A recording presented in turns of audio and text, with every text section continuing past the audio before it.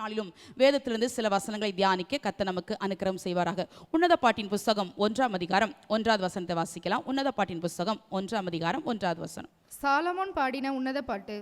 Solomon பாடின உன்னத பாட்டு என்று சொல்லுகிறது. பாட்டுக்கெல்லாம் ஒரு பாட்டு, பாடல்களில் உன்னதம். ஆகவேதான் இந்த புஸ்தகத்திற்கு உன்னத பாட்டு என்று சொல்லி ஒரு பெயரை வைத்திருக்கிறதை பார்க்கிறோம். இதை எழுதினவர் யார் என்று நமக்கு தெரியும். சாலமோன் தான் இதை எழுதினார் என்று சொல்லி நமக்கு தெரியும். பொதுவாக ஒரு பாட்டில் ஒரு 4 சரணம் இருக்கும், ஒரு 5 சரணம் இருக்கும். ஆனால் இந்த பாட்டு அப்படி அல்ல, 8 அதிகாரமும் பாடல்கள். இன்னும் ஒரு படி மேலே சொல்லணும்னா இது ஒரு காதல் பாடலை போல மணவாளனாகிய இயேசு கிறிஸ்துவுக்கும் மணவாட்டியாகிய சபைக்கும் இடையே இருக்கிறதான ஆத்மீக உறவை, ஆத்மீக நெருக்கத்தை ஒவ்வொரு வசனத்திலும் அதிகமாய் வாசிக்க முடியும். யாரெல்லாம் தேவனை நேசிக்கிறார்களோ அவர்களெல்லாம் இந்த உன்னத பாட்டின் புஸ்தகத்தை அதிகமாக நேசிப்பார்கள். இதில் வாசிக்கிற நேச குமாரத்தியை போல, இன்னும் சொல்லப்போனால் இதில் வாசிக்கிற மணவாட்டியை போல நாமும் மாற வேண்டும் என்று ஆசைப்படுவார்கள். கர்த்தர் இந்த வசனங்களிலிருந்து நம்மோடு கூட பேசுவாராக. இந்த உன்னத பாட்டு ஏன் எழுத என்றால் சாலமோன் பாடின 1005 பாடல்களிலே இது ஒரு உன்னதமான பாடலாக வேதத்திலே பதிவு செய்யப்பட்டுகிறது என்று சொல்லி நம்ம பார்க்கிறோம். ஏன் இதை எழுதினார் என்று சொன்னால் இதில் பல காரணங்கள் இருக்கிறது. எல்லா காரணத்தையும் எனக்கு சொல்வதற்கு நேரமில்லை. ஆனால் ஒரு காரணம், எல்லாராலும் ஏற்றுக்கொள்ளக்கூடிய ஒரு காரணத்தை சொல்லுகிறேன். இந்த சூலமித்தி, சூனேம் என்கிற ஊரில் வாழ்ந்தவள் தான் இந்த சூலமித்தி. இவள் ஏதோ ஒரு பிரச்சனையில் சிக்கி இவள் வெளியே வர முடியாமல் இருந்தபோது ஒரு ஆடு மேய்க்கிற இளைஞன் என்ன செய்கிறான், அவளை காப்பாற்றுகிறான். இவளும் ஆடு மேய்க்கிறவள், சூலமித்தியும் ஆடு மேய்க்கிறவள். ஆகவே தன் குலத்தை சேர்ந்த ஒரு இளைஞன் என்ன செய்கிறான், இவளை காப்பாற்றுகிறான். ஆகவே 2 பேரும் காதல் வயப்படுகிறார்கள், 2 பேரும் ஒருவரை ஒருவர் நேசிக்கிறார்கள். இப்படி இருக்கும்போது இந்த சூலமித்தி கருப்பா இருப்பாளாம், மிகவும் அழகா இருப்பாளாம். அவளை கருப்பழகி என்று சொல்லுகிறார்கள், கிளியோபெட்ரா என்று சொல்லுகிறார்கள். அப்படி அழகுள்ள பெண் தான் இந்த சூலமித்தி. ஆகவே இவள் ஆடு மேய்த்து கொண்டிருக்கிறாள். ஒரு நாள் திராட்சை தோட்டம், சாலமோனு ராஜாவுக்கு இருந்த திராட்சை தோட்டத்தை பார்க்கும்படி சாலமோன் ரதங்களிலே வருகிறான். இவள் ஆடு மேய்க்கிற பெண், கிராமத்தை சேர்ந்த பெண். ஆகவே அரண்மனையவோ ராஜாவையோ ரதங்களையோ பார்த்தது கிடையாது. ஆகவே அழகாய் வந்து வேடிக்கை பார்த்து கொண்டிருக்கிறாள். ஓ, ராஜா வந்திருக்கிறாரா, ரதங்கள் வந்திருக்கிறதா என்று சொல்லி வேடிக்கை பார்க்க வருகிறாள். அவர் தன்னுடைய திராட்சை தோட்டத்தை பார்க்க வந்திருக்கிறார் சாலமோன். ஆனால் இவளுடைய அழகிலே சாலமோன் மயங்கி விட்டார். ஏற்கனவே 1000 திருமணங்களை பண்ண சாலமோன் இவளையும் திருமணம் பண்ண வேண்டும் என்று நினைக்கிறார். ஆனால் இவளுக்கு அதுல மனம் இல்லை. ஏன் தெரியுமா, அவர் ஏற்கனவே தன்னுடைய இனத்தை சேர்ந்த ஒரு ஆட்டு இடையனை அவள் நேசிக்க ஆரம்பித்து தன்னுடைய இருதயத்தை அவனுக்கென்று கொடுத்து விட்டால், அவனுக்காக வாழ்கிறாள். ஆகவே அவனுக்காக காத்து கொண்டிருக்கிறாள். இது அவனுடைய சொந்த சகோதரனுக்கு பிடிக்காததினாலே இவளை அந்நிய திராட்சை தோட்டத்துக்கு காவல்காரியா வைத்து இவளை ஆடு மேய்க்கும்படி அனுப்பி விடுகிறார். அதான் கீழே உள்ள வசனங்களை வாசிக்கிறோம். என் சொந்த திராட்சை தோட்டத்தையோ நான் காக்கவில்லை என்கிற ஆதங்கமும் வருத்தமும் இந்த சூலமித்திட்ட இருந்ததை பார்க்க முடிகிறது. அப்போ இந்த சாலமோனுடைய அன்பை இவளால் ஏற்றுக்கொள்ளவே முடியவில்லை. இவள் ஏற்றுக்கொள்ளவில்லை என்று சொல்லி சாலமோன் என்ன செய்கிறார் என்றால், தன்னுடைய அரண்மனைக்கு கூட்டிட்டு போய் விருந்து சாலைக்கு அழைத்து கொண்டு போய் தன்னுடைய ஆஸ்திகள், சம்பத்துகள், அரண்மனை பொக்கிசங்கள் எல்லாவற்றையும் காண்பிக்கிறார். இதெல்லாம் உனக்கு உண்டாகும், நீ என்னை திருமணம் பண்ணுவாய் என்று கேட்டபோது இவள் சொல்லுகிறாள், இல்லவே இல்லை, நான் மாட்டவே மாட்டேன். ஏற்கனவே நான் ஒரு மணமகனை நேசித்து விட்டேன். நீ ராஜாவா இருந்தாலும் உம்முடைய, அதான் வேதம் சொல்கிறது, திரண்ட ஆஸ்திகளும் வெள்ளங்களும் தண்ணீர்களும் அந்த நேசத்தை தணிக்க முடியாது என்று சொல்லி. அப்போ இவ சொல்ற, நான் ராஜாவா இருந்தாலும் உம்முடைய அன்பை நான் ஏற்றுக்கொள்ள முடியாது என்று சொல்லி இந்த ராஜாவுடைய அன்பை நிராகரிக்கிறாள். இது சாலமோனுக்கு ரொம்ப ஆச்சரியமா இருக்கிறது. கோபம் வரவில்லை. ஒரு ஆட்டு மேய்க்கிற பெண் எவ்வளவு தன்னுடைய அன்பில் உறுதியா இருக்கிறாள். யாரோ ஒருவரை நேசித்து விட்டேன், ஆனால் உம்மை ஏற்றுக்கொள்ள முடியாது என்று சொல்லுகிறதுனாலே அவள் திரும்ப வந்து நேசரிடத்தில், இவள் நேசிக்கிற சூலமித்தி நேசிக்கிற நேசரிடத்தில் இவளை கொண்டு வந்து விட்டு விடுகிறான். அவளுடைய அன்பில் மயங்குறான். ஏன் தெரியுமா, இப்படி கூட ஒரு பெண் இருப்பாளா, ராஜாவுடைய அன்பை கூட புறம் தள்ளி விட்டு தன்னுடைய ஆடு மேய்க்கிற ஒரு மணமகனை ஏற்றுக்கொள்வதற்கு தன்னுடைய அன்பில் இவ்வளவு வைராக்கியமாக இருக்கிறாளே என்று சொல்லி அது நிமித்தமாய் வந்த பாடல் தான் இந்த பாடல். அநேகர் இந்த உன்னத பாட்டை ஏற்றுக்கொள்ள மாட்டார்கள், அநேகர் இந்த புத்தகத்தை வாசிக்க மாட்டார்கள். யூதர்கள் எல்லாம் என்ன செய்வார்களாம், 30 வயதுக்கு குறைந்த வாலிபர்களை இந்த உன்னத பாட்டின் புத்தகத்தை வாசிப்பதற்கு வாலிபர்களை ஊக்குவிக்க மாட்டார்கள், வாசிக்க கூடாது என்று சொல்வார்களாம். அப்படி பல காரணங்கள் இருந்தாலும் நீங்களும் நானும் இயேசுவை நேசிக்கிறபடினாலே, மனவாட்டியாய் கர்த்தர் நம்மையும் மாற்ற சித்தம் கொண்டிருக்கிறபடினாலே இந்த உன்னத பாட்டின் ஆழமான அர்த்தங்களை நாமும் புரிந்து கொள்ள ஆவியானவர் நம்முடைய மனக்கண்களை திறப்பாராக. இன்றைக்கு நான் வாசித்த வசனத்தின்படி வேதம் சொல்லுகிறது, சாலமோன் பாடின உன்னத பாட்டு என்று சொல்லு. நான் முதலே சொன்னேன், பாட்டுக்கெல்லாம் பாட்டு என்று சொல்லி. இது ஒரு நல்ல அருமையான ஒரு காதல் காவியத்தை போல இந்த பாட்டு எழுதப்பட்டிருக்கிறதை பார்க்கிறோம்.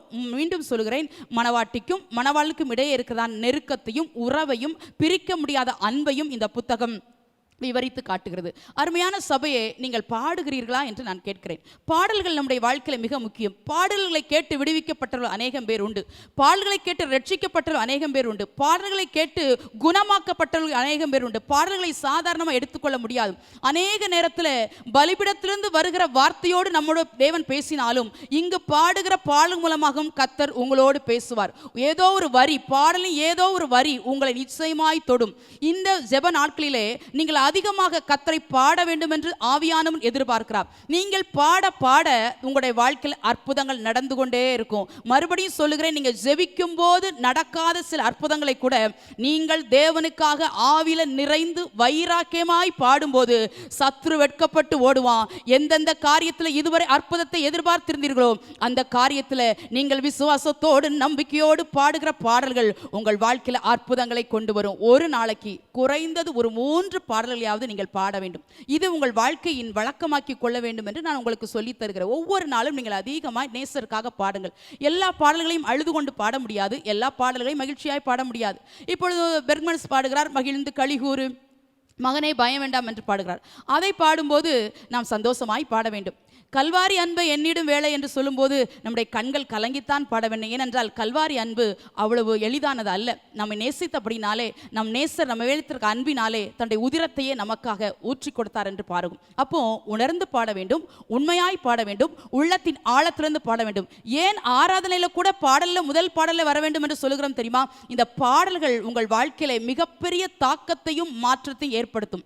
வைராக்கியத்தோடு நீங்கள் பாடுவீர்களானால் நீங்கள் 1 மணி நேரம் ஜெபித்து விட்டு எழும்பும் போது எவ்வளவு சந்தோஷமா எழும்புகிறீர்களோ அதே போல ஒரு பாடலை பாடி முடிக்கும் போது கூட உங்கள் இருதயம் மகிழும். கர்த்தர் என் வாழ்க்கையில் அற்புதங்களை செய்வார் என்கிற நம்பிக்கை, விசுவாசம் உங்களுக்கு வரும். இனி வருகிற நாட்களிலே நீங்கள் அதிகமாக தேவனுக்காய் பாட வேண்டும். வேதத்தில் பாடின அநேகர் உண்டு. எல்லாரும் எடுத்து வாசிக்க எனக்கு நேரம் இல்லை. தெபோராளும் பாராக்கும் பாடி இருக்கிறார்கள். அன்னாள், சாமுவேலுடைய தாயாகிய அன்னாள் பாடுறாங்க, மிரியாம் பாடுறாங்க, இயேசுவின் தாயாகிய மரியாளும் பாடுறாங்க, மோசே பாடுகிறார். 1 நாளாகமம் 15 வாசிக்கிறோம், அநேக பாடகர்கள் பாடுகிறார்கள். ஓபேத்ஏதோம் பாடுகிறார், ஏத்தான் பாடுகிறான், ஆசா பாடுகிறான் என்று சொல்லி அநேக பாடல்களை பாடுகிறார். எல்லாவற்றுக்கும் மேலாக தாவீது சங்கீதங்களிலே அநேக பாட்டுகளை பாடியிருக்கிறார். தாவீது பாடின பாடல் அதிகமாய் நம்முடைய இருதயத்தை கவருகிறது. ஏன் தெரியுமா? கண்ணீரோடு இருக்கும் போதும் பாடுகிறார், துன்பத்திலும் பாடுகிறார், இன்பத்திலும் பாடுகிறார். 51ஆம் சங்கீதத்தை தாவீது பட்சேபாடத்தில் பாவம் செய்யும் போது பாடுகிறார். 34ஆம் சங்கீதத்தை அபிமெலேக்கு முன்பாக வேஷம் மாறும்போது பாடுகிறார். 3வது சங்கீதத்தை அப்சலோமுக்கு முன்பாக மறைந்து ஓடும்போது பாடுகிறார். 52வது சங்கீதத்தை அபிமெலேக்கு வீட்டுக்கு தாவீது வந்தான் என்று சொல்லும்போது பாடுகிறார். 54வது சங்கீதத்தை சீப்ரூரார் வந்து சவுலுக்கு அறிவிக்கும் போது பாடுகிறார். 59வது சங்கீதத்தை சவுல் கொல்லுவதற்கு ஆட்களை தேடும் போது பாடுகிறார். 63வது சங்கீதத்தை வனாந்திரத்தில் இருக்கும்போது பாடுகிறார். தேவ பிள்ளையே, நீ பாடுகிறாயா? நீ பாடுகிறாயா? நீ பாட பாட உண்மையா சொல்லுகிறேன், பலிபடத்திலிருந்து சொல்லுகிறேன், வைராக்கியமாய் சொல்லுகிறேன், நீ பாட பாட உன் வாழ்க்கையில் அற்புதங்கள் நடக்கும். நீ பாடுகிற சத்தம் ராஜாவுக்கு இன்பமானது. உன் வாயை திறவென்று கர்த்தர் சொல்லுகிறார். நம்பிக்கையோடு உன் வாயை திற, சத்தமாய் வாயை திறந்து பாடு. யாரும் இல்லாத நேரத்தில் சில பாடல்களை வாசிக்க தெரியாமல் நீங்கள் இருந்தாலும் சில பாடல்களை மனப்பாடமாய் பண்ணி வைத்து கொண்டு நீங்கள் அதிகமாய் பாடுவீர்களானால் உங்கள் பாடல்களின் சத்தம் உங்கள் வாழ்க்கையில ஒரு பெரிய மாறுதலை கொண்டு வரும். சத்துரு வெட்கப்பட்டு ஓடுவான். அப்போ வேதத்தில் அநேக இடத்துல பாடுகிறதையும் பார்க்கிறோம். கொலோசியர் 3ஆம் அதிகாரம் 16ஆம் வசனத்தில் பவுல் ஒரு ஆலோசனை சொல்கிறார். சங்கீத பாட்டுகளினாலும் நீங்கள் என்ன செய்யுங்கள், ஞான பாட்டுகளினாலும் சங்கீதங்களினாலும் ஒருவருக்கு ஒரு புத்தி சொல்லிக்கொண்டு என்று பாடுகிறார். இவ்வளவு அழகா இருக்குது பாருங்க. பாட்டு பாடியே புத்தி சொல்லலாமா? ஒரு ஆள் கோவப்பட்டா அதுக்கேற்ற மாதிரி பாட்டு, ஒரு ஆள் பெருமையா இருந்தா பெருமை என்ற வலையில் விழாத அப்படின்னு சொல்லி பாடுறது.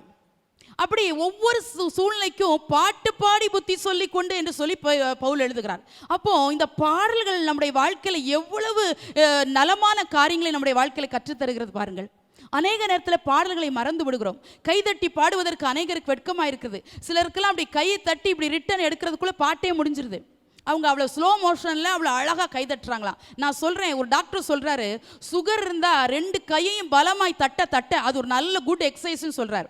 நான் அடிக்கடி சொல்லியிருக்கிறேன், கைகள் கட்டப்பட்ட சூழ்நிலையில் அநேகம் பேர் இருக்கிறதை பார்க்கிறோம். ஐசி வார்டிலையா இருக்கலாம், மரண படுக்கையிலையா இருக்கலாம். அநேகருடைய வாழ்க்கையில் அப்படியெல்லாம் கொடுமையான சூழ்நிலையை பார்க்க முடியுது. கர்த்தர் நமக்கு நல்ல 10 நரம்பு வீணையாகிய விரல்களை தந்திருக்கிறார்.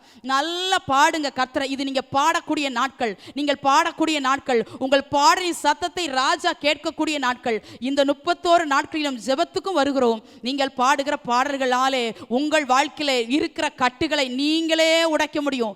எந்த பாட்டு உங்களுக்கு தெரியுதோ, இன்னைக்கு ராத்திரி போயாவது ஒரு 5 பாட்டையாவது பாடிட்டு படுக்கைக்கு போங்க. உண்மையா சொல்றேன், நீங்க பாட பாட பாட பாட இதுவரைக்கும் மாற்றமில்லாத பல இடத்துல மாற்றங்கள் வருவதை நீங்கள் பார்க்க முடியும். ஆகவே சாலமோன் இந்த உன்னத பாட்டை உள்ளத்தின் ஆழத்திலிருந்து ஒரு நேசருக்கும் நேச மணவாளனுக்கும் நேச குமாரத்திக்கும் நேச மணவாளுக்கு இடையே இருக்கிற அன்பை விவரித்து பாடுகிறதை நம்ம பார்க்கிறோம்.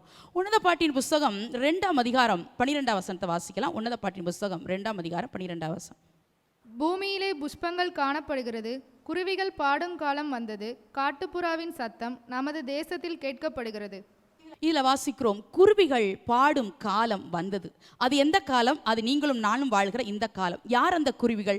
84ஆம் சங்கீதத்தில் தாவீது சொன்னது போல, தகைவிலான் குருவிக்கு வீடும் என்று சொல்கிறாரே, அவருடைய பீடங்கள் அண்டையில வந்து நிற்கிறோம் பாருங்க. வேற எங்கேயுமே எங்களுக்கு இஷ்டம் இல்லப்பா, நீங்க போதும், உங்க சமூகம் போதும், உங்க வார்த்தை போதும், உங்க பிரசன்னம் போதும், உங்க கிருபை போதும் சொல்லி தகைவிலான் குருவியை போல அவருடைய சமூகத்தில் வந்து அவருடைய பீடங்களை பிடித்து கொண்டு நிற்கிற இந்த ஜெப நாட்களிலே நீங்களும் நானும் இந்த குருவிகளை போல, இது நம்ம பாடுகிற காலம். நீங்களும் நானும் பாட பாட நான் முதலே சொன்னது போல அற்புதங்கள் நடக்கும். பொதுவாக இந்த குருவிகளை பார்க்கும்போது, தகைவிலான் குருவிகள் 10 கிராம்ல இருந்து 60 கிராம் வரைக்கும் தான் அது வளர்ச்சி. 100 கிராம் கூட அது அதனுடைய வளர்ச்சி இல்லை. அதை சொல்லுது வேதம் சொல்லுகிறது, குருவிகள் பாடும் காலம் வந்தது. பொதுவாக பறவைகள் அதுக்குள்ளே ஓசையில் பாடும். அதை நீங்கள் அதிகாலையில் கேட்கலாம். எங்கள் வீட்டில் மரங்கள் நிறையா இருக்கிறதுனால காலையிலே அந்த சத்தத்தை கேட்க முடியும். குருவிகள் பறவைகள் வந்து பாடுகிற சத்தத்தை. ஆனால் ஒன்று, இந்த பறவைகள் பாடும், ஆனால் என்ன பாடுன்னு தெரியாது. ஏசு கூட வருவார்னு அதுக்கு பாட தெரியாது. உன்னை அதிசயம் காண செய்வேன் பாட தெரியாது. ஆனால் அதற்குரிய தொனியை எழுப்பி அது என்ன செய்கிறது? பாடுகிறது. இது எதற்கு அடையாளம் தெரியுமா? அந்நிய பாஷையோடு நீங்க பாடணும். நம்ம பேசுற அந்நிய பாஷை மற்றவங்களுக்கு தெரியாது. குருவிகள் பாடுகிற பாஷை நமக்கு புரியாது போல, நீங்களும் நானும் பேசுகிற அந்த ரகசியமான அந்நிய பாஷை தேவனுக்கு மட்டும்தான் தெரியும். இனி வருகிற நாட்களிலே ஆவில நிறைந்து பாடுகிற அபிஷேக பாடல் நமக்கு வேணும். அப்படின்னா அப்படி என்ன பாசனமா பாட்டு இருக்குதுன்னு கேட்கீங்களா? அந்நிய பாஷையிலே பாடணும். உங்களுக்கு 2 வார்த்தை கிடைச்சாலும் சரி, உங்களுக்கு 4 வார்த்தை கிடைச்சிருந்தாலும் சரி, அந்த வார்த்தையை சொல்லி சொல்லி அதையே ஒரு பாடலாக நீங்கள் ஏற்றிடணும். அப்படி பாடி பாடி கர்த்தரை ஆராதிக்கும் போது நிச்சயமாய் கர்த்தர் அந்த பாடல்களை சத்தம் ராஜாவுக்கு இன்பமாக இருக்கும். அதனால தான் உன்னத பாட்டு 2:14 சொல்லுகிறார், உன் சத்தத்தை நான் கேட்கட்டும் என்று சொல்லுகிறார். நம்முடைய பாடுகிற சத்தத்தை ராஜா கேட்பதற்கு ஆசையா இருக்கிறார். அதிகாலையில் எழும்புங்கள், ஜெபிப்பதற்கு மனம் வரவில்லையா? நன்றாய் பாடுங்கள். எல்லா சூழ்நிலையும் உங்களுக்கு ஜெபிக்க முடியாது. 365 நாளும் நீங்க ஜெபிச்சுட்டே இருக்க முடியாது. ஆனா அந்த ஜெபிக்க முடியாத நேரத்தில் நல்லா பாடுங்க. உண்மையா சொல்றேன், ஒரு தெய்வீக பிரசன்னம் உங்களை நிரப்புகிறதை நீங்கள் உணர முடியும். அப்போஸ்தலர் நடபடிகள் 16ஆம் அதிகாரத்தில் வாசிக்கிறோம். 25ஆம் வசனத்தில் வாசிக்கும் போது, பவுலும் சீலாவும் கர்த்தரை பாடி துதித்தார்கள் என்று சொல்லி பார்க்கிறோம். எங்க பாடுறாங்க? சிறைச்சாலையில் பாடுறாங்க, நடு ராத்திரில பாடுறாங்க. கைகளும் கட்டப்பட்டிருக்குது, காலும் கட்டப்பட்டிருக்குது, வாய்க்கு மட்டும் பூட்டு இல்லை. அதை பயன்படுத்திக்கிட்டாங்க. நமக்கு கையும் காலும் நல்லா இருக்கும் போதே சிலரை பாட்டு வரமாட்டேங்குது. ஆனால் பவுலும் சீலாவும் நடு ராத்திரியில் அடிச்சிருக்கிறாங்க. அது வரைக்கும் அடித்து கையையும் காலையும் தொழுமரத்தில் மாட்டி வைக்கும் போதும் ராத்திரியில் பாடுறாங்களாம். பாடின பாட்டில் சிறைச்சாலையில் எத்தனை பூட்டு வச்சு எத்தனை சங்கிலி வச்சு அந்த சிறைச்சாலை தலைவன் கட்டி வச்சிருந்தானோ எல்லா கட்டுகளும் சடுதியில் இமை பொழுதுல எல்லாம் திறந்துச்சு. ஆட்டோமேட்டிக்காக திறந்துச்சு. சிறைச்சாலைக்காரன் தூங்கி கொண்டிருந்தான் என்று வேதம் சொல்லுகிறது. அவன் நித்திர தெளிஞ்சு மிழிச்சு பார்க்குறான், எல்லாம் திறந்து கிடக்குது. உடனே அவன் நினச்சிட்டான், ஐயோ காலையில் என் அதிகாரி வந்தால் என்னை கொன்றுவாரேன்னு சொல்லி அவன் தன்னையே கொல்ல போகிறான். அப்போ தான் பவுலும் சீலாவும் சொல்கிறாங்க, உன்னை ஒன்றும் செய்யாதன்னு. அப்போ அவன் சொல்கிறான், நீங்கள் வீட்டில் போய் வாசிங்க, எனக்கு சொல்கிற நேரம் இல்லை, ரட்சிக்கப்படுவதற்கு நான் என்ன செய்ய வேண்டும்னு சொல்கிறான். கீழே உள்ள வசனங்களை வாசிக்கும் போது எனக்கு ஆச்சரியமாக இருந்துச்சு. அது வரைக்கும் அடித்தான், காயங்களை கழுவி விட்டானான். அவன் காயங்களை கழுவுனது மட்டும் இல்லை, அவன் ரட்சிக்கப்பட்டான். அவன் குடும்பமே ரட்சிக்கப்பட்டு ஞானஸ்நானம் பெற்றதை வேதத்தில் வாசிக்கிறோம். இதற்கு காரணம் என்ன தெரியுமா? பாட்டு தான். என்ன பாட்டை பாடினாங்களோ அது எனக்கு தெரியல. இயேசுவே பாடியிருக்கிற மத்தேயு 26:30 நீங்கள் வீட்டில் போய் வாசித்தீங்கன்னா, அவர் ஸ்தோத்திர பாட்டை பாடின பின்பு அவர் ஒலிவ மலைக்கு புறப்பட்டு போனாராம். நான் நினச்சேன், இது இயேசுவை ஏற்றின பாட்டாக இருக்குமோ? எவ்வளோ அழகாக பாடியிருப்பார் நம்முடைய அப்பா பாடியிருந்தார்னா. சிலர் நம்ம பாடுறதே நம்ம குரல் நல்லா இருக்காது, நம்ம பாடுறதே சிலர் நல்லா இருக்குன்னு சொல்கிறாங்க. அப்போ ஒரு தெய்வமே பாடிட்டு அவர் ஒலிவமலைக்கு போகிறார். ஏன் போகிறாரு? உங்களுக்காக எனக்காக பாடுகளை ஏற்றுக்கொள்ளும்படி போகிறார். சிலுவையை சுமக்கிறதுக்காக போகிறாரு. ஜோமுன்னாரு, இன்னும் கெட்சமனி தோட்டத்தில் ஜெபிக்கிறாரு, அதெல்லாம் செஞ்சார் தான். ஆனால் வேதம் அழகாய் சொல்கிறது, அவர் ஸ்தோத்திர பாட்டை பாடின பின்பு, அவர் ஸ்தோத்திர பாட்டை பாடின பின்பு, தேவ பிள்ளையே மறுபடியும் உனக்கு சொல்லுகிறேன், நீ பாடுகிறாயா? மனவாட்டியே, நீ எழுந்து வா, நீ எழுந்து வா. உன் பாடலின் சத்தத்தை ராஜா கேட்கட்டும். உன் ஜெப சத்தம் தேவ சமூகத்தில் எட்டப்பட்டிருந்திருக்கலாம். உன் அழுகையின் சத்தம், உன் கண்ணீரின் சத்தம் கேட்டுக்கொண்டிருக்கலாம். நான் மறுபடியும் சொல்லுகிறேன், இது குருவிகள் பாடும் காலம், இது குருவிகள் பாடும் காலம். யார் அந்த குருவிகள் என்று கேட்கிறீர்களா? தகவிலான் குருவியை போல தேவ சமூகத்தில் அவருடைய பீடங்கள் அண்டையில் வந்து என்னை ஏற்றுக்கொள்ளும் என்று சொல்லி குருவியை போல வந்து நிற்கிறோமே. அற்பமாய் எண்ணப்பட்ட ஜந்துவாய் வந்து நிற்கிறோமே. குருவிகளாகிய நீங்களும் நானும் பாடும்போது கர்த்தர் ஒரு மாறி காலம் சென்று மழையும் ஓய்ந்தாலும் காட்டுப்புறாவின் சத்தம் தேசத்தில் கேட்கப்படும் நாட்கள் வரும்போது நாம் பாடுகிற சத்தம் நம்முடைய வாழ்க்கையில பெரிய மாறுதல்களை கொண்டு வரும். இதற்கு ஆதாரமாக ஒரு வசனத்தை நான் உங்களுக்கு ஒரு காரியத்தை சொல்ல விரும்புகிறேன். இந்த சம்பவத்தை நீங்கள் கேட்ட பிற்பாடு நான் நினைக்கிறேன் நிச்சயமாக நீங்கள் பாடுவீங்க. குட்டி பிள்ளைங்க எல்லாம் பாடணும், வாலிபர்கள் எல்லாம் பாடணும். நிறைய பேர் வந்திருக்கிறீங்க இன்னைக்கு, எல்லாரும் பாடணும். பாட்டு தெரியாது, எனக்கு பாட தெரியாதுன்னு ஒருத்தர் கூட சொல்லக்கூடாது. மறுபடியும் இதே இந்த பிரசங்கத்தையே நான் டெய்லி பண்ணிட்டு இருக்க முடியாது. இன்னைக்கு சொல்றதுதான் இதை உங்கள் வாழ்க்கையில் ஒரு லட்சியமாக எடுத்துக்கொண்டு தினமும் பாடி பாடி பாடி பாடி கர்த்தரை ஆராதிக்கணும். தாவீதை பார்த்தீங்கன்னா 2 சாமுவேல் 23:1 சொல்றாரு, தாவீதின் கடைசி வார்த்தைகள் மேன்மையா உயர்த்தப்பட்டு என்று சொல்லப்படுகிறது. கடைசியில கூட பாடுறார். சில பரிசுத்தவான்களை பாருங்க, மரணம் அவர்களை பிரிக்கும் போது, ஜீவன் போகும்போது கூட, மரணம் அவர்களுக்கு சம்பவிக்கும் போது கூட பாட்டு பாடியே மரித்த பரிசுத்தவான்களை பார்க்க முடிகிறது, கேள்விப்பட முடிகிறது. அப்போ எது வரைக்கும் பாடணும்னு கேட்குறீங்களா? ஜீவன் போகிற வரைக்கும் பாடணும். ஒரு நேசட்ட போறோம், அவரை பார்க்கும்படி போறோம், இங்கேயும் துதித்து பாடுறோம். ஏன் சபையை உண்டாக்கி இருக்கிறார்? பரலோகமாகிய நிழலாட்டத்துக்கு ஒப்பனையாய் சபையில வந்து கர்த்தர் நம்மளை ஆராதிக்க வச்சிருக்கிறார். இங்க வாயை திறக்கலன்னா பரலோகத்துல போய் எப்படி பாடுவீங்க? இங்க பாடலன்னா வீட்டில் எப்படி பாடுவீங்க? இங்கேயே உங்களால பாட முடியலையே. பாட்டுகளை பாடும்போது உணர்ந்து பாடுங்க. எல்லா பாட்டையும் அழுதுட்டும் பாட முடியாது, எல்லா பாட்டையும் சந்தோஷமாகவும் பாட முடியாது. எல்லா பாட்டையும் சிலருக்கு பார்த்தீங்கன்னா சோக பாடல் மட்டும்தான் பிடிக்கும். என் இருதயம் யாருக்கு தெரியும், உன்னை காண்கிறார், உன் கண்ணீர் துடைக்கிறார். நான் சொல்றேன், வைராக்கிய நிறைந்த பாடல்களை பாடுங்க. கடந்த வாரத்தில் பாடணும்ல, சிலுவை சுமந்தோராய் சீசராகும், இதெல்லாம் மனப்பாடமாக கற்றுக்கோங்க. நல்லா கற்றுக்கிட்டு அதிகாலையில் எழும்பும் போது பாடுங்க. எந்த சூழ்நிலையும் அவர் அன்பை விட்டு என்னை பிரிக்க முடியாதுன்னு பாடுங்க. கவர்ச்சி நாயகனை கண்கள் நிறைந்தவரேன்னு பாடுங்க. இந்த நேச பாடல்களை பாடும்போது அதிகாலையில் நீங்கள் இந்த மாதிரி பாட்டை பாடி பாருங்க. ஒரு இனம் புரியாத ஒரு தேவ சமாதானம், தேவ பிரசன்னம் உங்கள் இருதயத்தை நிரப்பும். நீங்கள் பயந்துட்டு அந்த நாளில் எந்திரிச்சிருப்பீங்க, பயம் மேலே ஆண்டவர் டோட்டலாக மாறி இருப்பார். ஏன் தெரியுமா? நீங்கள் பாடின பாட்டு உங்களை விடுவிச்சிருக்கும். ஒரு சம்பவத்தை ஒரு போதகர் சொல்ல கேட்டேன், அது எனக்கு மிகுந்த ஆச்சரியமாக இருந்தது. அதனால தான் சொன்னேன், இந்த சம்பவத்தை கேட்ட பிற்பாவது நீங்கள் பாட ஆரம்பிக்கணும். வயதான ஐயாமாராக இருக்கலாம், அம்மாமாராக இருக்கலாம், எல்லாரும் கூட நீங்கள் பாட ஆரம்பிக்கணும். ஒரு போதகர் இப்படியா ஒரு காரியத்தை சொன்னார். ஒரு மனிதன் திடீரென்று மனநிலை பாதிக்கப்பட்டான். உண்மையாக நடந்த ஒரு சம்பவம். 21 ஆண்டுகளாய் மனநிலை பாதிக்கப்பட்டபடினாலே அவன் தன்னுடைய தொழிலை விட வேண்டியதாயிருச்சு. 21 ஆண்டுகள் அவன் வேலைக்கு போகலை. மனைவி கஷ்டப்பட்டு, அவளுக்கு குழந்தையும் இல்லை, மனைவி கஷ்டப்பட்டு அந்த கணவனை காப்பாற்றி வருகிறார். ஆகவே நாட்கள் ஆக ஆக ஆக அவனால் சரியாக சாப்பிட முடியவில்லை. அப்பொழுது ஒரு நாள் மனைவி நினைத்தாள், ஐயோ பாவம், என் கணவன் எவ்வளவு நாள் வாழப்போகிறார், 21 ஆண்டுகளாக இப்படி மனநிலை பாதிக்கப்பட்டு கஷ்டப்படுகிறாரே அப்படின்னு சொல்லி ஒரு நாள் கணவனை பார்த்து சொன்னால், நான் உங்களுக்கு புரோட்டா வாங்கிட்டு வரட்டா அப்படின்னு கேட்டாள்.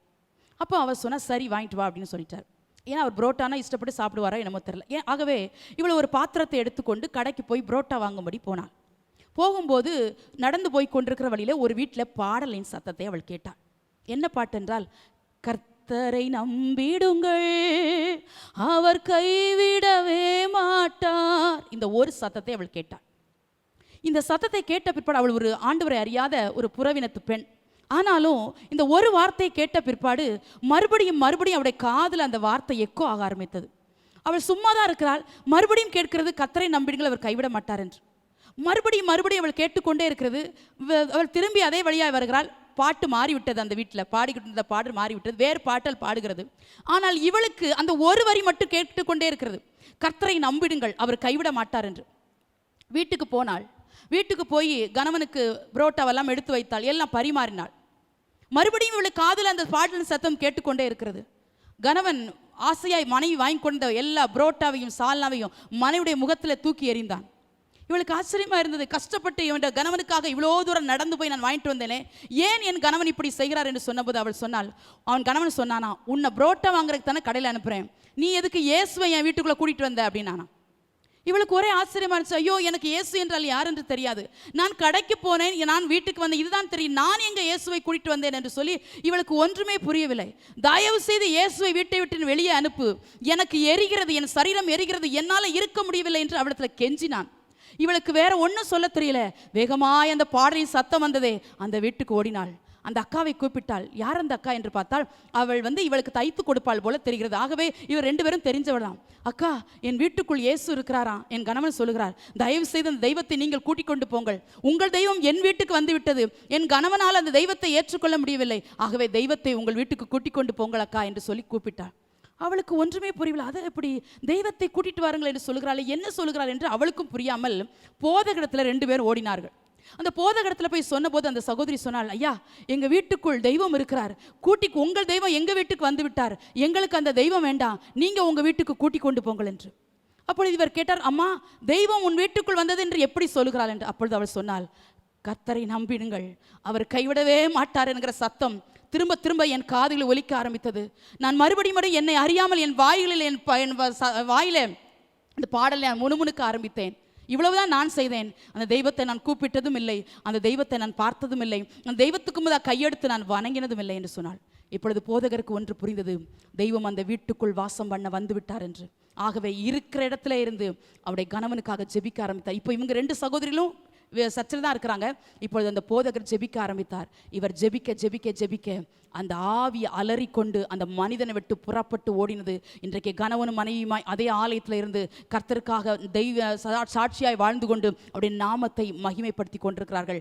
கர்த்தரை நம்பிடுங்கள், அவர் கைவிட மாட்டார் என்கிற ஒரு பாடலின் சத்தம் 21 ஆண்டுகளாய் கட்டப்பட்ட ஒரு மனிதனை விடுவித்திருக்குமானால் ஏன் நீங்களும் நானும் பாடும்போது ஏன் நம்முடைய வாழ்க்கையில கர்த்தர் மாற்றங்கள் வராது? அருமையான கர்த்தருடைய சபையே, நான் மறுபடியும் சொல்லுகிறேன், மனவாட்டியே, நீ எழுந்து வந்து பாடு, துன்பத்திலும் பாடு, இன்பத்திலும் பாடு, பலவீனத்திலும் பாடு, போராட்டத்திலும் பாடு. நீ அப்படி நம்பிக்கையோடு பாட பாட உன் வாழ்க்கையில மாற்றங்கள் வருவதை நீ கண்டு தேவனை உண்மையாய் ஆராதிப்பதற்கு கர்த்தர் உதவி செய்வார். இந்த உன்னத பாட்டின் புத்தகம் ஏன் எழுதப்பட்டது என்றால், நம்முடைய ஆவிக்குரிய நேச அனலை தட்டி எழுப்பும்படி இந்த புத்தகம் எழுதப்பட்டது.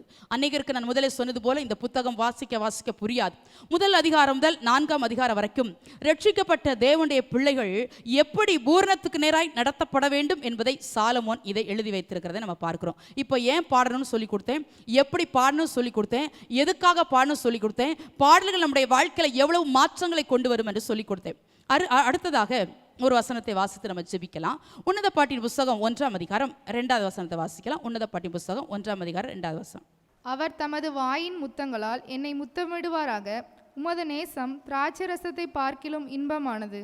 இது 2வது வாசிக்கிறோம். முதல்ல பாட வேண்டும் என்று நம்ம கற்றுக்கொண்டோம். 2வதாக அந்த வசனம் சொல்கிறது, அவர் தமது வாயின் முத்தங்களால் என்னை முத்தமிடுவாராக என்று சொல்லப்படுகிறது. ஒரு பாட்டு ஆரம்பிக்கும் போதே முத்தத்தோடு ஆரம்பிக்கிறது.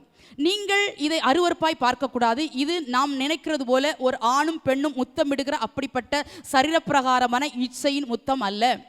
மனவாட்டியாகிய சபைக்கும் மணவாளனாகிய இயேசுக்கும் இருக்கிறதான உறவை காட்டும்போது, இப்போ மனவாட்டியாகிய சபையின் மேல் மணவாளனுக்கு அன்பு பெருக பெருக தம்முடைய முத்தமாகிய வார்த்தையை கர்த்தர் சபைக்கு அனுப்புகிறார். அதுதான் இந்த முத்தம். வேற மாதிரி புரிஞ்சுக்கிடக்கூடாது.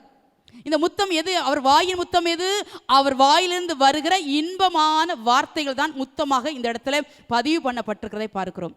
ஏன் சபைக்கு முத்தமிடுகிறார்? மணவாட்டியாக சபை அதிகமாக இப்பொழுது நேசிக்கிறார். மணவாட்டின் மேல் வைத்திருக்கிற அன்பு மணவாளனுக்கு இப்ப பெருகிவிட்டது. ஆகவே நேசிக்கிற இருவர் தான் முத்தமிடுவார்கள். அதை போல இப்பொழுது மணவாளன் தம்முடைய வாயிலிருந்து வருகிற ஒவ்வொரு வார்த்தையினாலும் மணவாட்டியாகிய சபையை முத்தமிடுவதற்கு அவர் ஆசை உள்ளவராயிருக்கிறார், வாஞ்சை உள்ளவராயிருக்கிறார். அந்த முத்தத்துல, வேதத்திலையும் முத்தத்துல 2 முத்தத்தை பார்க்க முடியும். வஞ்சனையாய் கொடுக்கப்பட்ட முத்தம் அப்சலோமின் முத்தம், வஞ்சனையாய் கொடுக்கப்பட்ட முத்தம் யூதாசின் முத்தம்.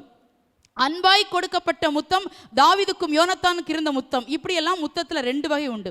ஆனால் நாம் ஆராதிக்கிற ஆண்டவராகிய இயேசு மனவாட்டியாகிய சபையின் மேலே சில நேரத்தில் எச்சரிப்போடு பேசுகிறார், கடிந்தும் பேசுகிறார், உணர்த்தியும் பேசுகிறார், ஆசீர்வதித்தும் பேசுகிறார், தீர்க்க தரிசனத்தோடும் பேசுகிறார். அவருடைய முத்தத்தில் பலவிதமாய் சபையோடு பேசுகிறார். சபையோடு பேசுகிற பரிசுத்த ஆவியானவர் அவர் பேசுகிற தெய்வமாக இருக்கிறபடினாலே கர்த்தர் இந்த ஜெப நாட்களை மாத்திரமல்ல, நீங்களும் நானும் எப்பொழுதெல்லாம் தாகத்தோடு என்னோடு பேசும் என்று கேட்டுக்கொண்டு சபைக்கு வருகிறோமோ அப்பொழுதெல்லாம் கர்த்தர் தம்முடைய வாயின் முத்தங்களால் நம்மோடு பேசுகிறார். எத்தனையோ நேரத்தில் சபையிலிருந்து கொடுக்கப்பட்ட வார்த்தைகள், பலிபீடத்திலிருந்து வெளிப்பட்ட கர்த்தருடைய வார்த்தைகள் உங்களையும் என்னையும் திருப்தியாக்கினது உண்மை. எத்தனையோ இடத்துல திருப்தியோடு தேவ சமூகத்தை விட்டு கடந்து சென்றது உண்மை. கர்த்தர் என்னோடு பேசினார். இன்றைக்கு மாத்திரம் இந்த வார்த்தை எனக்கு நேராய் கடந்து வராவிட்டால் என்று சொல்லி நீங்களும் நானும் சொன்னது நாட்கள் ஏராளம் உண்டு. அருமையான கர்த்தருடைய சபையே, வாயின் முத்தங்களால் சபையாகிய மனவாட்டியை கர்த்தர் முத்தமிடுகிற நாட்கள். யாருக்கு அந்த முத்தம் கிடைக்கும் தெரியுமா? மனவாட்டியாக சபைக்கு யாரெல்லாம் மனவாட்டியாய் மாறி இருக்கிறார்களோ அவருக்கு அன்பின் முத்தம். ஃபாதர் பாடுகிறது போல நெஞ்சார அனைத்து முத்தங்களை கொடுத்து நம்முடைய பலவீனங்களை பார்க்காமல், நீங்கள் நானும் செய்த நம்பிக்கை துரோகத்தை பார்க்காமல் மார்போடு அணைத்துக் கொள்கிற நல்ல நேசம் மனவாளனை நாம் ஆராதித்துக் கொண்டிருக்கிறோம். அருமையான கர்த்தருடைய பிள்ளையே, அவர் வாயிலிருந்து புறப்படுகிற ஒவ்வொரு வார்த்தைக்காக நீங்கள் நான் ஏங்கணும். ஆண்டவர் இந்த நாட்களை அதிகமாய் நம்மை முத்தமிடுவாராக. வார்த்தைகளை கர்த்தர் நம்மோடு கூட அனுப்புவாராக. எப்பொழுதுமே ஆசீர்வாதமான வார்த்தையை மட்டும் என்னோடு பேசுங்கப்பா அப்படி சொல்லக்கூடாது. அப்பா நான் வழி தவறி போறேனப்பா என்னோடு பேசுங்கப்பா. நீங்க என்ன கண்டிக்காம யார்ப்பா கண்டிப்பா? நீங்க சிலர் அம்மாவை போல அவர் அணைக்கவும் செய்வாரு, சிலர் அப்பாவை போல அவர் கடிந்தும் நம்மளை போதிப்பார். 2மே வேணும். சிலத்தில் அவர் அம்மாவை போலவும் நமக்கு வெளிப்படணும், சிலத்தில் அவர் அப்பாவை போலவும் வெளிப்படணும், சிலர் மனவாழ்ல போலவும் கர்த்தர் அணைத்துக் கொள்வார். அப்போ அவருடைய வாயின் முத்தங்களில் வித்தியாசங்கள் உண்டு. சிலர் அன்பின் முத்தத்தை தந்து நம்மளை மார்போடு அணைச்சிருப்பார், சிலர் எச்சரிப்பாக சொல்லியிருப்பார், இதுதான் உனக்கு கொடுக்குற கடைசி முத்தம். அவருடைய வார்த்தை விலையேற பெற்றது என்று சொன்னேன் அல்லவா? அவர் எப்பொழுதும் ஒரு மனிதனை கடிந்து கொள்வது அல்ல, அதையும் நல்லா புரிஞ்சுக்கணும். சில நேரத்தில் ஒரு தடவை கடிந்து கொள்கிறார், சில நேரத்தில் 2 தடவை கடிந்து கொள்கிறார். நேசிக்கிற பிள்ளைகளை கூட 2 முறை கூட கடிந்து கொள்கிறார். நான் அடிக்கடி சொல்லியிருக்கிறேன், உங்களுக்கு மறந்துருக்குமா என்னன்னு தெரியல. இங்கிலாந்து இளவரசி டயானாவை உங்களுக்கு தெரியும். அவள் இறந்து போனாள், ஒரு சாலை விபத்தில் மரித்து போனாள். அவள் ஒரு பக்தியுள்ள குடும்பத்தை சேர்ந்தவள். இங்கிலாந்து இளவரசர் சார்லஸுடைய மனைவிதான். அவள் ஒரு பேர் அழகி. தன்னுடைய அழகினாலே அநேகுடைய ஆண்களை கவர்ந்து தன்னுடைய வாழ்க்கையை நாசப்படுத்தினாள். அவள் மரிப்பதற்கு கொஞ்ச நாளைக்கு முன்பதாக அவளுக்கு சொல்லப்பட்ட ஒரு தீர்க்கதரிசன வார்த்தை என்னவென்றால், அடிக்கடி கடிந்து கொள்ளப்பட்டும் தன் பிடரியை கடினப்படுத்துகிறவன் சகாயமின்றி சடுதியில நாசமடைவான் என்கிற வார்த்தை தான் கடைசியாக அவளுக்கு வெளிப்பட்ட வார்த்தை. ஆனால் அந்த வார்த்தையை கேட்டு கூட அவளுக்கு மனம் திரும்புவதற்கு அவளுக்கு விருப்பமே வரவில்லை. தன்னுடைய ஆண் நண்பரோடு சாலையில் வேகமாய் பயணித்த போது 2 பேரும் அதே விபத்தில் மரித்து போனார்கள். பரிதாபமாய். பேரழகியாக இருந்து என்ன பிரயோஜனம்? ஒரு இளவரசியாக இருந்து என்ன பிரயோஜனம்? சடுதியாய் அவள் வாழ்க்கை முடிந்து போனது. கர்த்தருடைய பிள்ளைகளே, எச்சரிப்பான வார்த்தைகளுக்காக அதிகமாக ஏங்கணும். கர்த்தருடைய வசனத்தை அற்பமாக எண்ணாதீங்க. வசனத்தை அதிகமாக வாசிங்கப்பா. என்னை முத்தம் கொடுங்கப்பா, வார்த்தையாகிய முத்தத்தை எனக்கு தாங்கப்பா. அதிகாலை எழும்புறீங்களா, ஏன் ஐ லவ் யூன்னு சொல்லக்கூடாது, ஏன் ஐ கிஸ் யூன்னு சொல்லக்கூடாது? தாராளமாக சொல்ல. அவர் நேசம் அவ்வளவு, அவர் நேசத்தை வருகிற நாட்கள் இப்பொழுது சொல்ல நேரமில்லை, வருகிற நாட்கள் நம்ம தியானிக்க போகிறோம். அவருடைய நேசம் எவ்வளவு உன்னதமானது, அவருடைய நேசம் எவ்வளவு ஆழமானது, நீங்களும் நானும் அந்த நேசத்திற்காக எவ்வளவு ஏங்க வேண்டும், அதை எவ்வளவு பற்றிக்கொள்ள வேண்டும் என்கிறதை வருகிற நாட்களை நம்ம தியானிக்க போகிறோம். அப்போ ஏன் வாயின் முத்தங்களால் முத்தமிட்டார் என்று சொன்னேன்? அன்பு பெருக பெருக பெருக. ஏன் சபை நேசிக்கிறார்? தன்னுடைய சொந்த ரத்தத்தை சிந்தி இந்த சபையை சம்பாதித்தார். அநேக சபையை அற்பமாக எண்ணுகிறார்கள். அநேக சபையில் போதிக்கிற வசனத்தை தூக்கி எறிந்து விட்டு ஓடுகிறார்கள். சபையில் நடக்கிற கூட்டத்தை அசட்டை பண்ணுகிறார்கள். தேவனுடைய பிள்ளையே, வந்திருக்கிற உங்களுக்கும் எனக்கும் கர்த்தருடைய வார்த்தையின்படி தைரியமாய் சொல்லுகிறேன், சபையை நேசிக்கிற உங்களை கர்த்தர் நேசிப்பார். சபையில் நடக்கிற கூட்டங்களை முக்கியத்துவம் படுத்துகிற உங்களை கர்த்தர் முக்கியத்துவம் படுத்துவார். சபையை கனம் பண்ணுகிற உங்களை கர்த்தர் கனம் வருவார். ஏன் தெரியுமா? சபையில தான் ஆண்டவர் அநேக வசனங்களை கொண்டு, அநேக வார்த்தைகளை கொண்டு கர்த்தர் பேசுகிறார். ஆகவே தேவன் பேசுகிற வசனங்களை அவ்வளவு ஈஸியாய் அல்லல் தட்டிவிட்டு நீங்கள் நான் ஓட முடியாது. உபாகமம் 32:2 சொல்லுகிறது, புல்லின் மீது பனி இறங்குவது போல என் வசனம் இறங்குங்கிறார். சபையில் அப்படியே அவருடைய வசனம் இறங்கணும். அவருடைய வசனத்துக்கு காத்திருக்கும் போது கெஞ்சி கேட்கணும்ப்பா, என்கிட்ட பேசுவீங்களாப்பா, என்கிட்ட பேசாமல் அனுப்பாதீங்கப்பா. ஒரு வீட்டுக்கு போகிறீங்க, அவங்க பேசவே இல்லை சரியா, நமக்கு தெரியும் அவங்க சரியாக பேசுனாங்களா சரியாக பேசலையா, சந்தோஷமாக பேசுனாங்களா சந்தோஷமாக பேசலையா நமக்கு தெரியும். அவ்வளோ மதியற்றவர்களாக நம்ம இல்லை, நல்லா கண்டுபிடிப்போம். ஒரு மனுஷனே சரியாக பேசலை, ஒரு மனுஷியே நம்மகிட்ட சரியாக பேசலாம், எவ்வளவோ துக்கப்படுறமே. யார்கிட்ட தெரியுமா பேசுவார்? நேசிக்கிறவங்ககிட்ட பேசுவார். எல்லாற்றையும் இந்த நாட்களில் மாறி ஆண்டவர் என்கிட்ட பேசினார், ஆண்டவர் என்கிட்ட பேச, அப்படியெல்லாம் அவர் பேசிட்டு போகிற தெய்வம் அல்ல. நேசிக்கிற தம்முடைய மனவாட்டியாக நேசகுமாரத்தியோடு அவர் பேசுவதற்கு ஆவலுள்ள தேவனாக இருக்கிறார். சபையே, நீ முதல்ல பாட வேண்டும் என்று உனக்கு கற்றுக் கொடுத்தேன். இரண்டாவதாக நான் சொல்லுகிறேன், அவருடைய வசனத்துக்காக நீ அதிகமாய் காத்திருக்க வேண்டும் என்று உனக்கு சொல்லுகிறேன். 1 சாமுவேல் 3:1 வாசிக்கிறோம். சபையில் தேவனுடைய ஆலயத்தில் அந்த நாட்களிலே அவருடைய வசனம் அபூர்வமாக இருந்தது என்று சொல்லப்படுகிறது. வார்த்தையை கேட்கவே முடியல. பழைய ஏற்பாட்டு நாட்களிலே தீர்க்கதரிசிகளோடு ஆசாரிகளோடு பேசின அதே தேவன் ஏழை நாட்களில் ரொம்ப சைலண்ட் ஆயிட்டார். பேசுறதுக்கே அவருக்கு இஷ்டம் இல்லை. நான் பேச மாட்டேன் அப்படிங்கிறார். ஏன் தெரியுமா? ஏலியும் அவருடைய பிள்ளைகள் நிமித்தம் தான் ஆண்டவருக்கு ஏலி ஆசாரியனை பிடிக்காமல் போனது. ஆனால் ஆண்டவருக்கு பேசவே மனசு இல்லை. அவர் மௌனம் ஆயிட்டார்னா அவருடைய வாய் அவ்வளோ ஈஸியாக திறக்க வைக்க முடியாது. அதனால தான் தாவீது கூட சில சங்கீதங்களை எழுதுவார். ஏன் ஆண்டவரை மௌனமாக இருக்கிறீங்க? ஒரு பாடல் உண்டு, பேசக்கூட மனம் இல்லையோ இன்னும் என் மௌனம் ஐயா, என்னோடு பேசக்கூட மனம் இல்லையோ இன்னும் என் மௌனம் ஐயா. நம்மகிட்ட பேச எவ்வளோ நாள் ஆச்சு? ஆண்டவர் அவருடைய சத்தத்தை நல்லா கேட்டு எவ்வளோ நாள் ஆச்சு? யோசித்து பாருங்க. கடைசி எப்போ அவர் சத்தத்தை கேட்டீங்க? எப்போ பலிபீடத்திலேருந்து வந்த வார்த்தைக்கு நீங்கள் ஒப்பு கொடுத்தீங்க? இந்த ஜெப நாட்களில் கர்த்தர் நம்மோடு பேசட்டும். அவர் பேசணும்னா இந்த இருதயம் திறக்கப்பட்ட இருதயமாக இருக்கணும், பரிசுத்தமாக்கப்பட்ட இருதயமாக இருக்கணும், விருத்த சேதனம் உள்ள இருதயமாக இருக்கணும், தியாகம் உள்ள இருதயமாக இருக்கணும், தாகம் உள்ள இருதயமாக இருக்கணும். அப்பா நீங்கள் பேசலைன்னா நான் போவே மாட்டேன்ப்பா. ஒரு வார்த்தையாகலும் பேசுவீங்களாப்பா? ஒரு வார்த்தை, ஒரே ஒரு வார்த்தை போதும்ப்பா. ஒரு வார்த்தை சொல்லுங்க. கானானிய ஸ்திரீ அன்னைக்கு அதுக்கு தான் வெயிட் பண்ணிக்கிட்டே இருந்தா. ஆண்டவற்றை வர்றா, அவர் சொல்லிட்டாரு, பிள்ளைகள் அப்பத்தை எடுத்து நாய்க்குட்டிகள் போடுவது நல்லதல்ல. அப்படின்னா என்ன அர்த்தம்? போயிட்டு வாமா, ஒன்னெல்லாம் நான் பார்க்க மாட்டேன், நீ ஒரு சமாரியா ஸ்திரீ, சாரி நீ ஒரு கானானிய ஸ்திரீன்னு சொல்லிட்டாரு. அவள் போகவே இல்லை. வேதம் சொல்லுகிறது அவரோ பேசாமல் இருந்தார் என்று. பேசாமல் இருந்த இயேசு கூட கெஞ்சி கெஞ்சி கேட்குறா, அந்த மேஜிலேருந்து விழும் துணிக்கைகள் அந்த நாய்க்குட்டி தின்னுமே ஆண்டவரே. கர்த்தருடைய பிள்ளையே, எத்தனையோ நேரம் நம்ம ஆலயத்துக்கு வர்றோம் போகிறோம், அவர் பேசினாலும் அதை கண்டுக்கிறதே இல்லை. அவர் சிலர் கோபத்தில் நம்மகிட்ட பேசாமல் இருந்தாலும் அதையும் கண்டுக்கிறது இல்லை. அவருடைய சத்தத்துக்காக ஏங்குகிற சபையாக மாறணும். மனவாட்டியாகிய சபையோடு, அவர் சபையோடு பேசுகிற பரிசுத்த ஆவியானவரை குறித்து உங்களோடு பேசுகிறேன். அவர் தமது வாயின் முத்தங்களால் உங்களை முத்தமிடட்டும். மார்க்கில் வாசிக்கிறோம், சொல்ல நேரம்ல சொல்லி முடிக்கிறேன். ஒரு விதைக்கிறவனையும் அவர் ஆண்டவர் ஒரு ஊமையை அங்கே சொல்கிறத பார்க்குறோம். மார்க் 4:15 வாசிக்கிறோம்.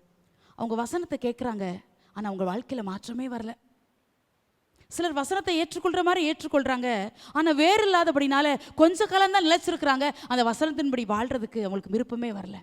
இந்த மாற்றத்தை எதிர்பார்த்துருக்கிற அந்த நாட்களிலே வசனத்துக்காக ஏங்கும் போது, வசனத்துக்காக காத்திருக்கும் போது, வசனத்தின்படி வாழ்வதற்கு நீங்கள் உங்களை ஒப்பு கொடுக்கும்போது, பாடல்களை அற்புதம் செய்கிறது போல வசனங்களை நீங்கள் அறிக்கையிட வசனத்தின்படி வாழ்வதற்கு தேவ சமூகத்தில் வைராக்கியமாக நீங்கள் தேவனோடு கூட உடன்படிக்கை பண்ணும்போது உங்கள் வாழ்க்கையில் மாற்றம் வரும். வசனத்தை கூட எழுதி வச்சு அறிக்கையிடுங்க.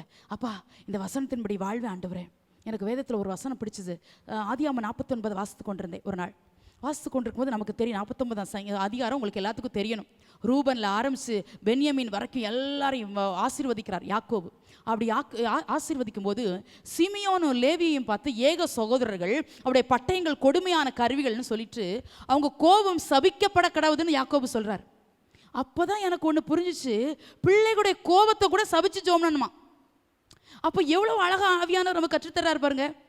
ஏன்னா அப்போ நமக்கு வருகிற கோபத்தையும் சபிக்கணும்ல. 2 நாளைக்கு முந்தைய ஒரு சகோதரர் புதுசாக வந்துட்டு இருக்கிறாங்க ஆலயத்துக்கு. அந்த அம்மா வந்து சொன்னாங்க, என் மகனுக்காக ஜெபிக்கணும். நான் சொன்னேன், உங்கள் மகனுக்கு நான் சுகமில்லை போலன்னு சொன்னேன். அவங்க சொன்னாங்க, மகன் நல்லா இருக்கிறாமா, ரொம்ப கோபம் வருது, அதுக்காக ஜோமுனுங்க. நான் கோபத்தினால பிள்ளைகளை அடிக்கிறது, மனைவியை அடிக்கிறது, இப்படியே செய்கிறாமா, அவன்கிட்ட பேசவே முடியல, அதுக்காக ஜோம்னிக்கோங்கம்மாண்ணா. கர்த்தருடைய பிள்ளைகளை, உங்கள் வீட்டில் தேவன் அருவருக்கிற எல்லாத்தையும் சபிச்சு ஜோமுனுங்க. மனுஷரை சபிச்சிடாதீங்க, உங்கள் குடும்பத்தாரை சபிக்காதீங்க, உங்களுக்கு விரோதமாக எழும்பினவங்களை சபிக்காதீங்க. அதை சபிக்கக்கூடாது. நமக்கு வருகிற கோபத்தை சபிச்சு ஜோமுனுங்க. நமக்கு வருகிற பொறாமையை, பெருமையை, மூர்க்கத்தை, எரிச்சலை, மன்னிக்க முடியாத சுபாவங்களை சபிச்சு ஜோமுனுங்க. நமக்குள் உள்ளிருந்தும் வெளியிருந்தும் கிரியை செய்கிற பொல்லாத பலவீனங்களை சபிங்க, அதட்டி ஜோமுனுங்க. இயேசுவின் நாமத்தினால இது வெளியேறி போகட்டும் சொல்லுங்க. நிச்சயமாக வெளியேறும். கர்த்தருடைய வார்த்தைக்கு பிசாசுகளும் நோய்களும் வியாதிகளும் நடுங்கும் இயேசுவின் நாமத்தினால. அப்படி வார்த்தைக்கு நடுங்குகிற ஒரு வல்லமையான தெய்வத்தை தான் உங்களோடு பேசிக் கொண்டிருக்கிறேன். இந்த தெய்வம் சாதாரணமான தெய்வம் அல்ல. முந்தைய உங்களுக்கு சொல்லியிருக்கிறேன். ஒரு அருமையான முஸ்லீம் சேட் ஒருவர் இருந்தார். நேரமடம்ல சுருக்கமாக சொல்லி முடிக்கிறேன். அவருக்கு கைகளும் கால்களும் இழுத்து வச்சு கொண்டது. கிட்டத்தட்ட ஒரு பக்கவாத நோயினால் இவள் பாதிக்கப்பட்டிருந்தாள். அவருடைய வீட்டில் ஒரு கணவனும் மனைவியும் சமையல் வேலை செய்து கொண்டிருந்தார்கள். அவள் கர்த்தரை ஏற்றுக்கொண்டவர்கள். வாசிக்க தெரியாத அந்த கணவனுக்கும் மனைவிக்கும் படிப்பறிவில்லை. ஆனால் ஒன்று மாத்திரம் தெரியும், இயேசுதான் உண்மையான இரட்சகர் என்று ஏற்றுக்கொண்டிருந்தார்கள். இவர் ஒரு முஸ்லீம் சேட்டு, ரொம்ப வசதியானவர். அவருக்கு சாப்பிட முடியாது, அவரை படுக்க வைப்பதற்கு ஒரு ஆள் தேவை, அவரை தூங்க வைப்பதற்கு ஒரு ஆள் தேவை, அவரை எழும்பி உட்கார வைப்பதற்கு ஆள் தேவை. ஆகவே ஒவ்வொரு நாளும் ஆகாரங்களை சமைத்து அவருடைய மேஜையின் மேல் வைக்கும்போது ஜெபித்துக்கொண்டே கொண்டு போய் வைப்பார், ஆண்டவரே இவருக்கு சுகத்தை தாரும் என்று. அவருக்கு நல்ல வசதி இருந்தபடினாலே அவர் லண்டனுக்கு அவரை கூப்பிட்டு கொண்டு போனார்களாம் மருத்துவம் பார்ப்பதற்கு. ஒரு பிரபலமான டாக்டர்கிட்ட அவளை அழைத்து சென்றார்கள். கொஞ்சம் கூட அவருடைய சரீரத்தில் மாற்றமே வரவில்லை. வீட்டுக்கு இருந்த நிலைமையிட மோசமாய் வந்தார். அப்பொழுது சொன்னார் அந்த சேட்டை பார்த்து, ஐயா தயவு செய்து உங்களோடு கூட ஒரு வார்த்தை பேசுகிறேன், நான் சொல்லுகிறதை நீங்கள் கேட்பீர்களா என்று சொன்னார். அவர் சொன்னார் சரி என்று. அவர் சொன்னார், அருமருந்திலும் குரு மருந்தாய் இருக்கிற இயேசுவின் நாமத்தை உங்களுக்கு நான் அறிவிக்கிறேன். நான் தருகிற இந்த தண்ணீரை ஜெபித்து நீங்கள் குடியுங்கள், உங்கள் வாழ்க்கையில் அற்புதம் நடக்கும் என்று. அவர் நல்ல விலையேற பெற்ற ஒரு சோபாவில் உட்கார்ந்திருந்தார். சாப்பாடு அவருக்கு முன்பாய் வைக்கப்பட்டிருந்தது. ஒரு டம்ளர் தண்ணீரை ஜெபித்து இவர் கொடுத்தார். அவருக்கு வாசிக்கவும் தெரியாது, படிப்பறியும் இல்லை, ஒரு பேதையான ஒரு மனுஷன். ஆனால் இயேசுக்காக வைராக்கியமாக இருந்த ஒரு மனுஷன். அந்த ஜெபித்து அந்த தண்ணீரை தான் குடித்தார். அவருடைய சரத்தில் ஒரு மாற்றம் வந்ததுனால தொப்பென்று சோபாவில் இருந்து கீழே விழுந்தார். மறுபடியும் எழும்பும்போது கால்களும் கைகளும் கரடுகளும் பலன் கொண்டது. அவர் குதித்தார், எழுந்தார், நின்றார், நடந்து பார்த்தார். இதை பார்த்தவுடைய மனைவி ஓடோடி வந்தார், என்ன நடந்தது என்று சொல்லி. இயேசுவின் நாமத்தை சொல்லி இந்த தண்ணீரை கொடுத்த போது அற்புதம் நடந்தது என்று சொல்லும்போது அந்த வீட்டில் வேலை பார்த்த எல்லா வேலைக்காரர்களும் இயேசுவின் நாமத்தில் ரட்சிக்கப்பட்டார்கள். நாம் ஆராதிக்கிற இயேசுவின் வார்த்தை வல்லமையுள்ளது, விலையேற பெற்றது, அற்புதங்களை செய்யக்கூடியது, உங்களையும் என்னை விடுவிக்கக்கூடியது. மறுபடியும் சொல்லி முடிக்கிறேன், அவர் தமது வாயின் முத்தங்களால் நம்மை முத்தமிடுவாராக. தேவ சபையை, நீ இனிமேல் மனச முத்தத்திற்காக ஏங்கக்கூடாது, நேசராகிய நேச முத்தத்திற்காக நீ ஏங்கணும். அவர் உன்னை முத்தமிட ஆசையா இருக்கிறார். எப்படி முத்தமிடுவார் தெரியுமா? நீ துன்பத்தோடு வேதனையோடு இருக்கும்போது, நீ கண்ணீரோடு கவலையோடு இருக்கும்போது, யாரும் என்னை விசாரிக்கவில்லையே என்று சொல்லி உபத்திரவத்தின் பள்ளத்தாக்கிலே, அழுகையின் பள்ளத்தாக்கிலே நடக்கிறேன் என்று சொல்லும்போது தம்முடைய வார்த்தையாகிய வசனத்தை அனுப்பி உன்னை முத்தமிடுவதற்கு அவர் உண்மை உள்ளவராயிருக்கிறார். சபையே, உன்னை முத்தமிடுகிற காலம் இது, உன்னை முத்தமிடுகிற காலம். யாரெல்லாம் அந்த முத்தத்திற்காக ஏங்குகிறீர்களோ தேவனண்டை இன்னும் நெருங்கி வாருங்கள். அவர் தமது வாயின் முத்தங்களால் நம்மை முத்தமிடுவாராக. கர்த்தர் இந்த வசனங்களை ஆசீர்வதிப்பாராக.